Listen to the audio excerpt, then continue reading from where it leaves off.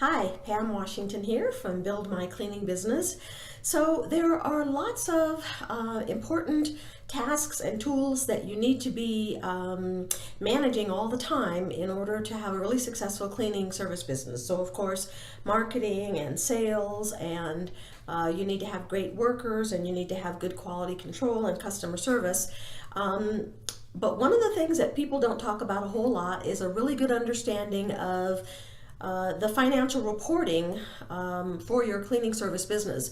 So that's what we're going to talk about today. Now, I know when I start talking about accounting and finance, your eyes want to glaze over, but I'm going to keep this really short and I'm going to keep it really simple, okay?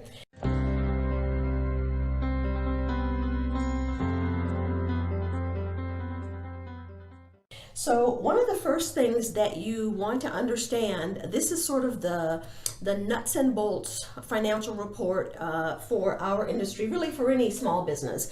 And it is called the P&L, the profit and loss statement, also sometimes known as the income statement. Okay, profit and loss. And as you can imagine, that, encompasses the important things about your business. Now, what you want to know about a P&L is that a P&L is like it represents a period of time. It's not exactly a snapshot, it's more of like a moving picture. So it shows you how your business performed during a certain, from this time to that time. So people tend to use it for looking at things by the month, by the quarter, or by the year.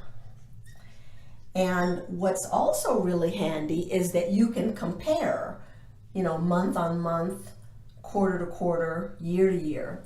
And that's really helpful because for a lot of us, our business tends to be seasonal. So maybe it's not really appropriate to compare January with June because they're two different seasons, but you can compare January of one year to January of another year, which would be very helpful. So I'm going to just give you sort of a simple diagram. I'm going to try to make this really simple.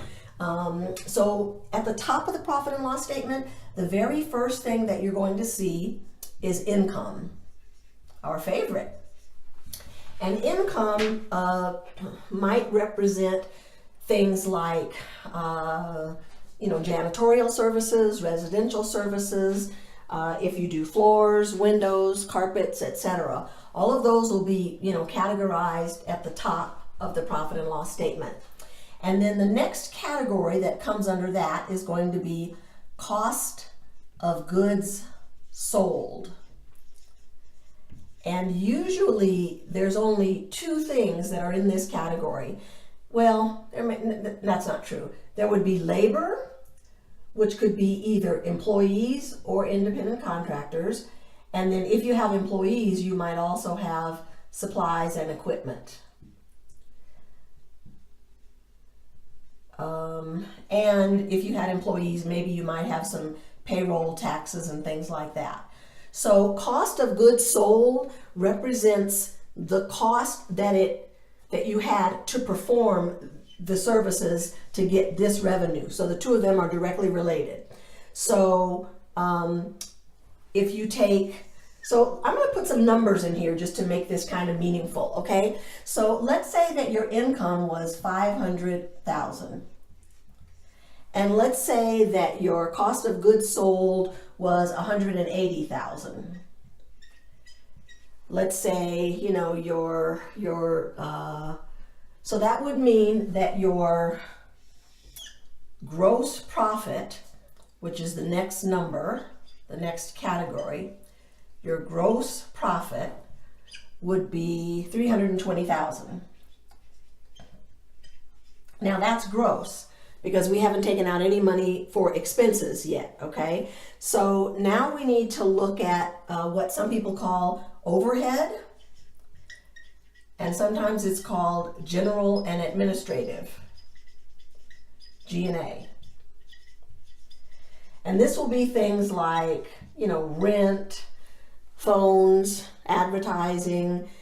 These are things that are not directly impacted by how much money you're earning. Whereas, wages are more likely to be a percentage. Some of these are likely to be fixed costs. And so let's say, for the sake of this conversation, let's say that these things were $107,000. And I'm going to put some percentages here. That makes that 21% of revenues. And your gross profit was 64%. Okay, and then of course you have to include owner's salary. I don't put owner's salary before gross profit. I put it down here at the bottom. So let's say this is the owner's salary is $95,000. That's before tax. And so that represents about 19%. So now this is the number that you really care about, which is net income. That's the number that you care about. And in this example, it represents about 90,000, or about 18.5%. So that's a really nice net income, especially on 500,000. Now, sometimes what happens, there'll be different periods during your business where labor may spike up as you take on new accounts, and maybe as you add in on overhead, maybe you may have more administrative salaries. Maybe you might have to bring on some supervisors, things like that. That's fine. That's not a bad thing. Nothing to worry about. The point here really is that I just wanted you to be able to have a general understanding of what it looks like and what the components are, so that you can make decisions based on solid accounting principles, not just my gut feeling or fear around what your numbers really look like. So this is just a sort of a primer, a beginner's on the profit and loss statement and understanding it, which is really important for your success. So that's the profit and loss statement. Bye for now.